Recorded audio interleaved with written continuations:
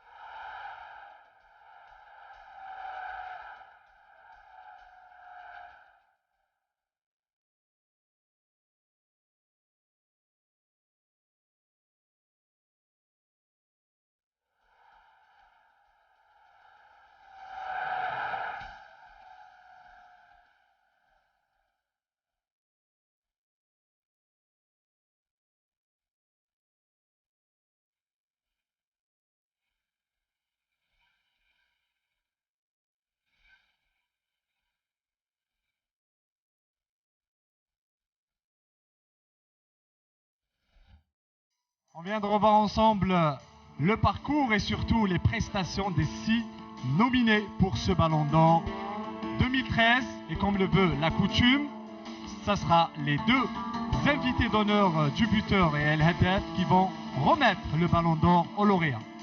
نعم رفقة ضيوف شرف هذا العدد وهذه الفعالية في طبعتها 13.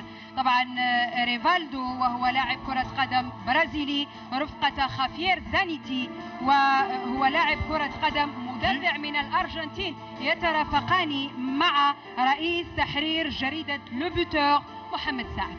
Et Mohamed Saad, notre confrère du buteur, qui va également monter sur scène et qui est là avec nous. Et Mohamed Saad, qui a sûrement des questions à poser à nos invités d'honneur ce soir. Mohamed, bonsoir. Effectivement, bonsoir. Ahí. La primera pregunta es para Rivaldo, que hace 6 meses en Brasil me lanzó un desafío.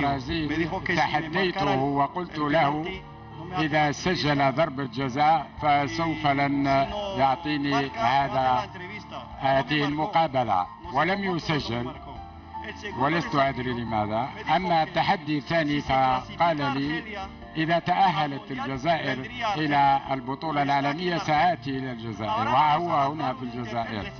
والآن هناك تحدي ثاني، فإذا فازت الجزائر وتأهلت للدور الثاني سيأتي ريفالدو للعب في الجزائر. هل هو مستعد؟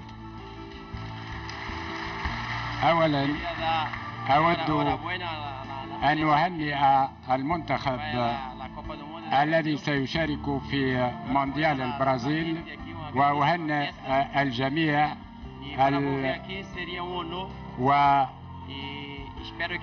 وأتمنى للمنتخب الوطني أن يتأهل للدور الثاني وآتي لألعب هنا مباراة في كرة القدم.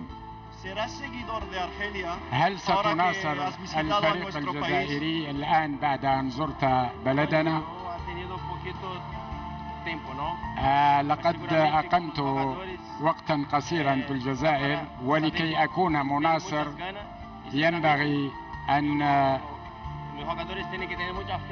أتابع الفريق لمدة طويلة وأثق فيه، وبطبيعة الحال فإن الفريق الوطني الجزائري سيذهب بعيدا في هذه الدورة في البرازيل. شكرا ريفالدو.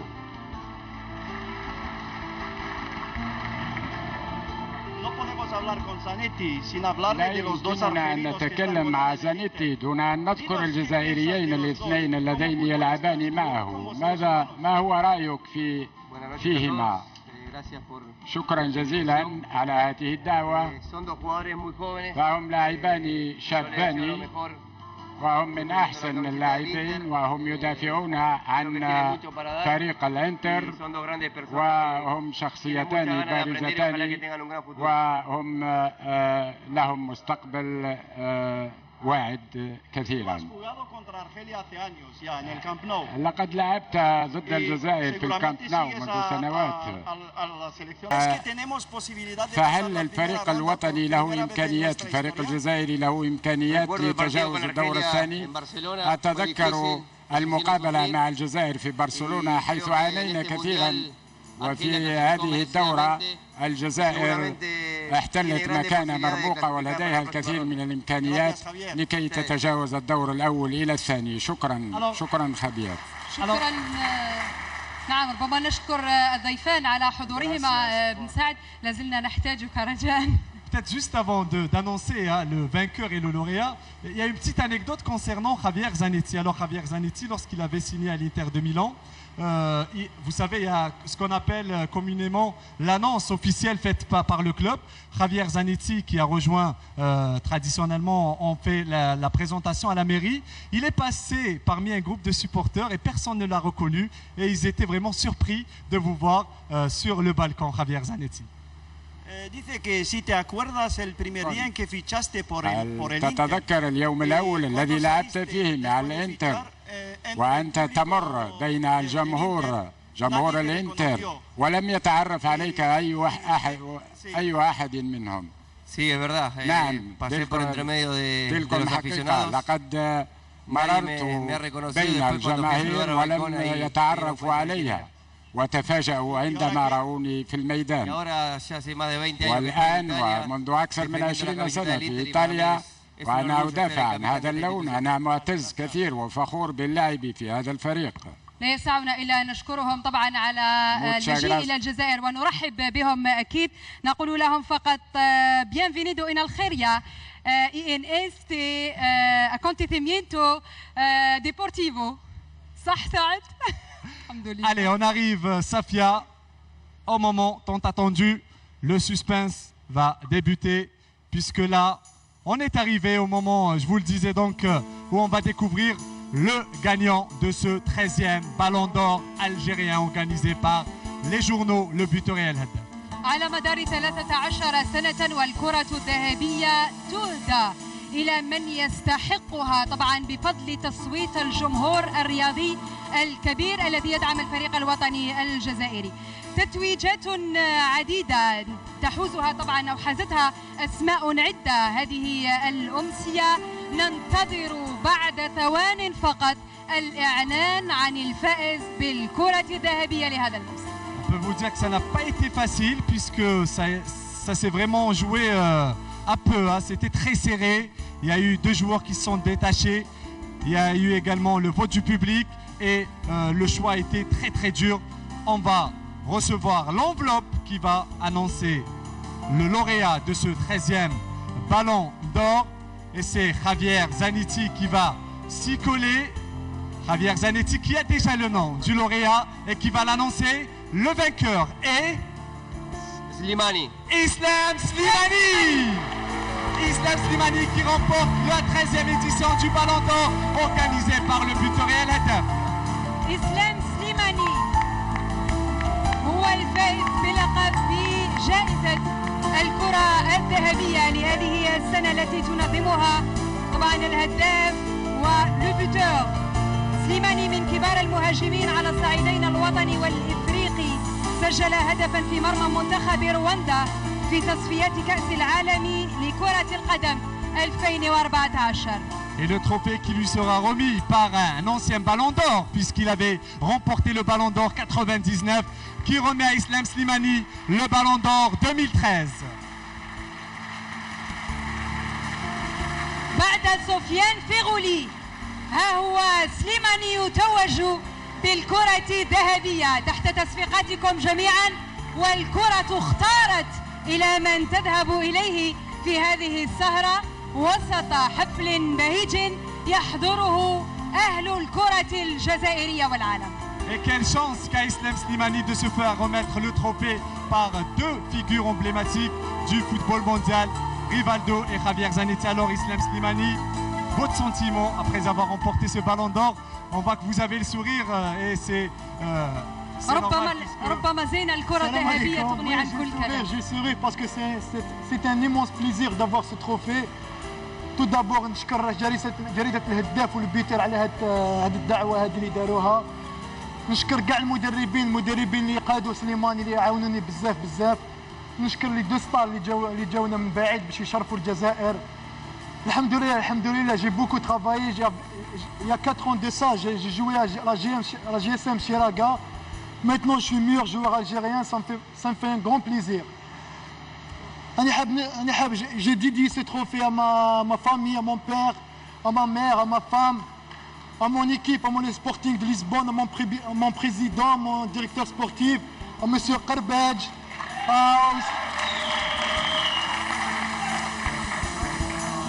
à mes coéquipiers de l'équipe nationale, parce que sans eux, j'aurais pas ce trophée. J'aurais pas ce trophée parce qu'on a fait quelque chose de grand. Je remercie aussi le CRB. C'est le CRB qui a fait Slimani. Vous a fait découvrir. Ouais.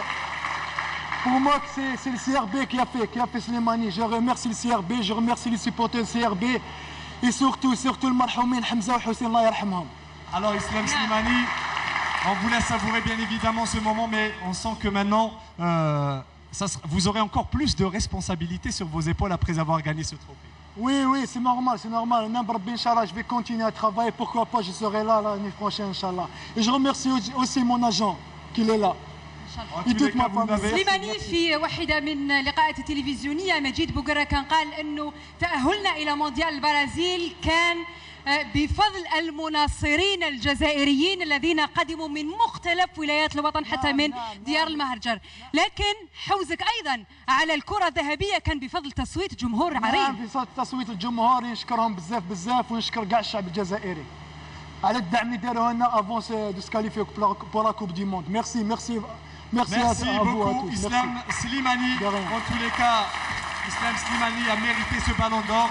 Je rappelle qu'il a été meilleur buteur des éliminatoires à la Coupe du Monde. Islam Slimani a inscrit plusieurs buts décisifs qui avaient permis à la sélection nationale de remporter ces matchs. Et puis les autres joueurs n'ont pas démérité également, puisque je vous l'ai dit, ça s'est joué à très peu, ça a été un vote très serré.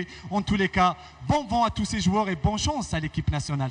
ومثلما السنة المنصرمة اختارت الكرة الذهبية فغولي، فهي اختارت هذا السنة سليماني حتى يتوج بهذا اللقب، واختارته أيضا حتى يحملها من الطفل الصغير أحد المناصرين. إن شاء الله إن شاء الله بروشين إسلام سليماني إن شاء الله. إن شاء الله واحد ممن يسجلون هدفا على أرضية تشاكر، لما لا؟ نعم، روبورتاج سليماني ونعود.